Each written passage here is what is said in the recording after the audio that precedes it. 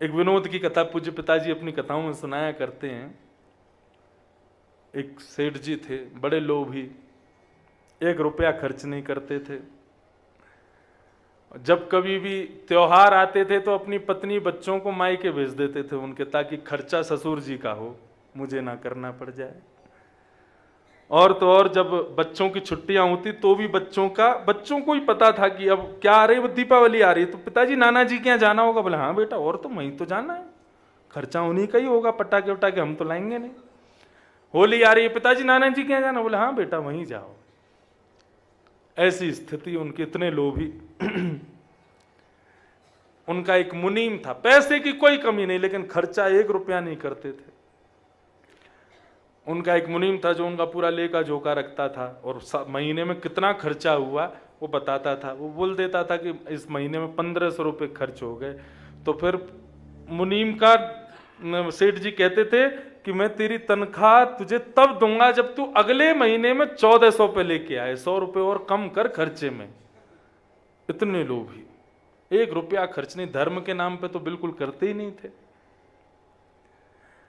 एक दिन शरद पूर्णिमा थी, बच्चे सब नाना के यहाँ गए हुए थे। तो मुनीम जी सेठ जी से बोले, सेठ जी आज घर में हम और आप हैं, रोज घिया तोरई बनती है, छिलका वाली दाल बनती है, खा खा के थोड़ा मन भर गया है, आपकी आज्ञा हो तो आज कुछ बढ़िया बना लें। और पिछले महीने के हिसाब से खर्चा भी आपका 1200 पे आ गया है, 300 रुपया फायदे में चल रहे हो आप, कुछ बढ़िया बना लेते हैं। और क्या बनाओगे? बोले खीर बनाते हैं आज। बोले ठीक है बनाओ, तैयारी करो।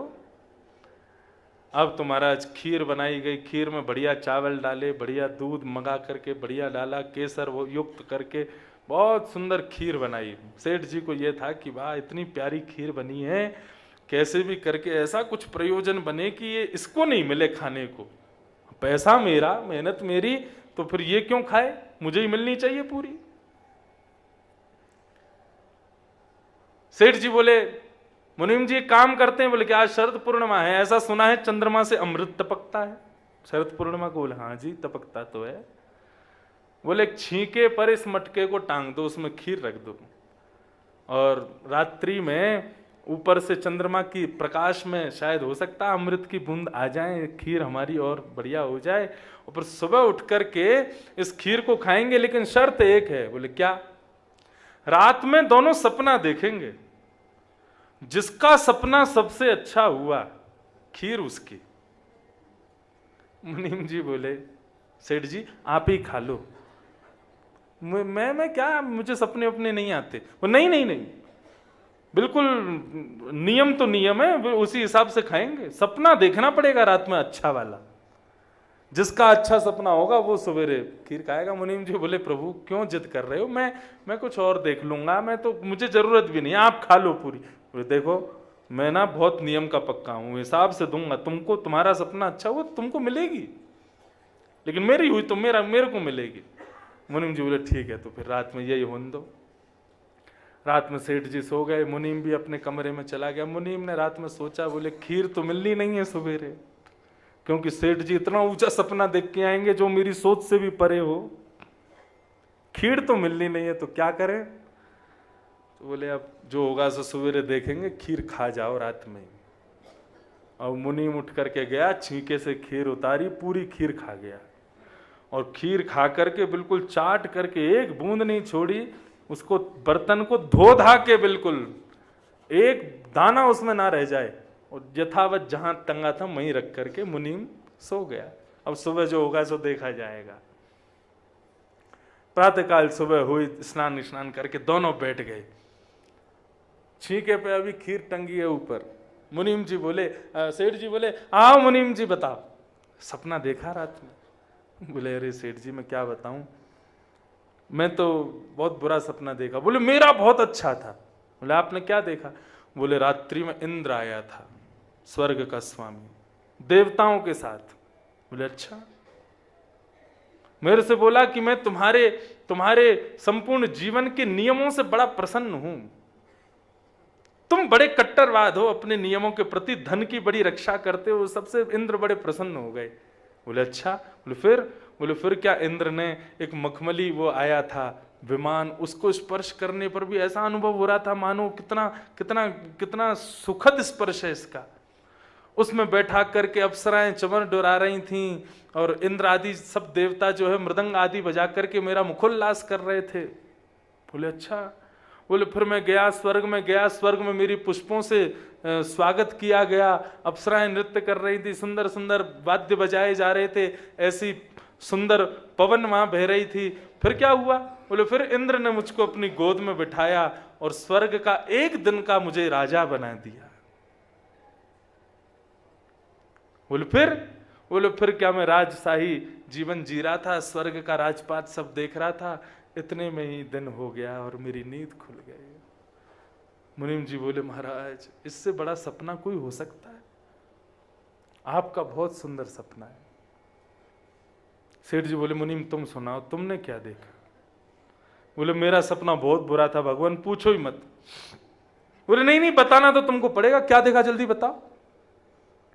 मुनीम जी बोले मेरी रात में सपने में यमराज आए थे। अच्छा, गदा लेके आए थे। बोले और? साथ में उनके 2 पार्षद भी आए थे, बड़े काले काले कुरूप, मेरे को देख करके बड़े गिड़गिड़ा रहे थे। बोले फिर क्या हुआ? बोले फिर क्या, यमराज ने मेरे पास आकर के बोला उठो। मैं उठ करके बैठ गया। बोले कमरे से बाहर आओ। मैं कमरे से बाहर आ गया। कमरे से बाहर ला करके मुझसे बोले छींके से पात्र उतारो। मैंने कहा नहीं नहीं, इसमें खीर है, रात में अमृत उसमें बोलेगा। तो उनके पार्षदों ने पकड़ लिया, बोले कि तुझे अभी नरक में ढकेल देंगे हम, उतार इसको नीचे। बोले मैंने उसको नीचे उतार लिया। बोले फिर? बोले फिर यमराज गदा दिखाने लगा, बोले इसको खा। सेठ जी बोले फिर? बोले मैंने बहुत मना किया कि नहीं मैं नहीं खा सकता, अभी इसमें अमृत की बूंद गिरने वाली है, सुबह सेठ जी का सपना सुनेंगे फिर उसके बाद खाएंगे। यमराज ने मुझ में 2 गदा मारी, बोले खा नहीं तो तुझे जान से मार दूंगा। मैंने वो खीर खाई। बोले फिर क्या हुआ? बोले फिर बोले बची हुई चाट जा। मैं चाट गया।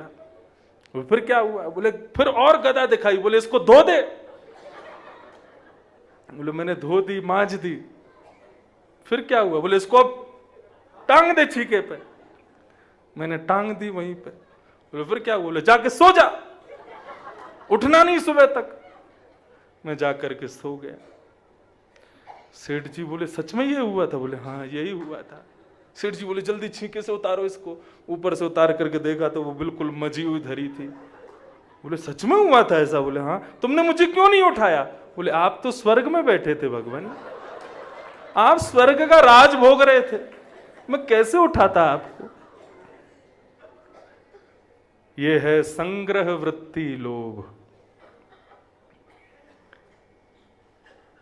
लोभ पाप को जन्म देता है। इसलिए धन के प्रति पुत्री भाव रखो, वो लक्ष्मी पुत्री मानो या गुरु स्वरूप मानो। देखो पुत्री बड़ी होने पर उसका विवाह किया जाता है और गुरु की सन्निधि में रहने पर गुरु के वचनामृतों का भी प्रचार किया जाता है, उसको दूसरों तक पहुंचाया जाता है। हमारे संप्रदाय में लक्ष्मी गुरु स्वरूपा है, जितना हो सके लोगों तक उसको पहुंचाओ।